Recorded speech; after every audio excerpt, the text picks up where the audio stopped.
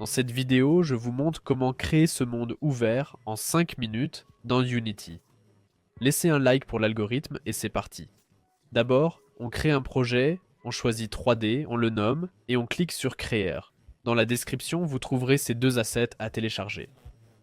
On clique sur Ajouter à mes assets, puis Ouvrir dans Unity. Dans Unity, on clique sur Importeur ou Télécharger, puis Importeur. On confirme et on attend un moment. On ferme la fenêtre, on va dans la hiérarchie, clic droit, objet 3D, on crée un terrain. Voici notre terrain pour l'instant. Ensuite, on supprime la caméra principale et on ajoute notre contrôleur. Il est dans ce dossier, Modular First Person Controller. On clique dessus, c'est un préfabriqué. On l'insère ici et voilà. Si on déplace la Game Boy, on voit qu'elle n'est pas sur la plateforme. On va la bouger un peu pour que ça s'ajuste bien. Je reviens ici, lance le jeu et on a déjà le mouvement du joueur. On peut se déplacer, regarder autour et sprinter. Passons maintenant au terrain.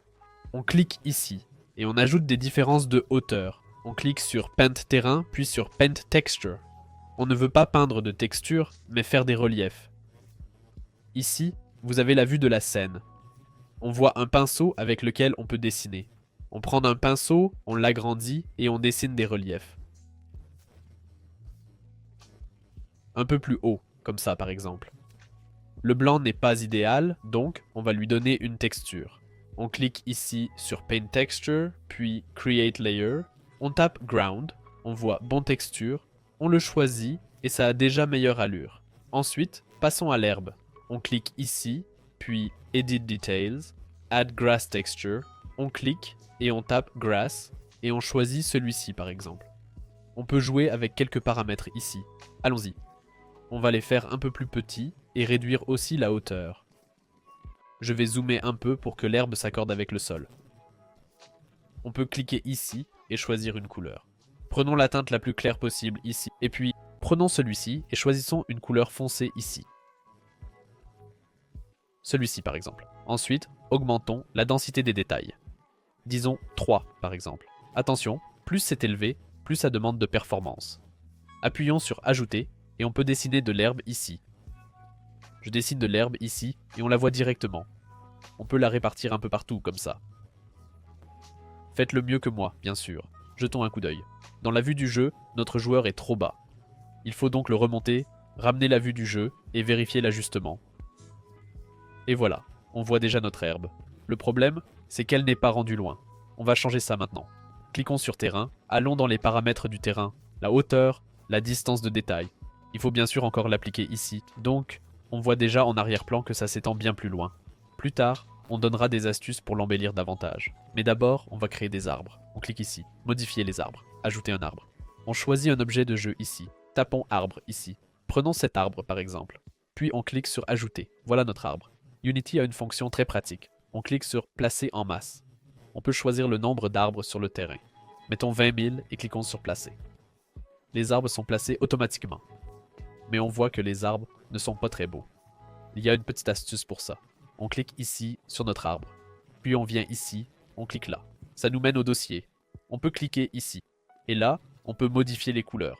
Mais pour ça, on doit choisir cet arbre-ci. Ce n'est pas celui-là, car il a besoin du matériau ici. Et on peut modifier ce matériau. Descendons un peu. Ici, on voit Ground Color, par exemple. On peut choisir autre chose ici. Prenons celui-ci. Là, je viens de faire une erreur. Et on voit que c'est blanc maintenant. Prenons aussi cette couleur. Choisissons une teinte plus claire. Prenons des couleurs d'herbe ici, un peu plus foncées. Et ici, quelque chose de plus clair. Ça ne devrait pas être si sombre. Comme ça, par exemple. Dans le jeu, ça a l'air pas mal. Mais ajoutons quelques détails. D'abord, on voit trop loin. Chaque jeu a du brouillard. Pour l'ajouter, on clique sur Window, puis Rendering, ensuite Lightning. Déplaçons ça ici. Et cliquons sur Environment. Ici, on peut activer le brouillard. Et voilà ce qu'on voit. On peut choisir une couleur ici. Allons-y maintenant. D'abord, ajoutons une Skybox. Cliquons ici. Entrons Skybox. Et voilà la Skybox. On vient de l'ajouter. Ça a l'air bien mieux. Allons sous Color ici.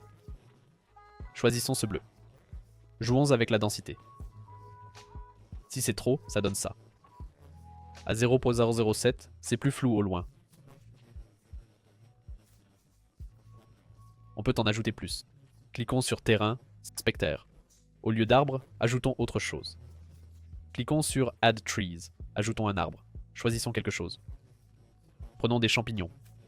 Cliquons sur Add, puis Mass Place Trees. Choisissons le nombre. Mettons 5000 par exemple. Et cliquons sur Place. On ne voit pas trop les champignons.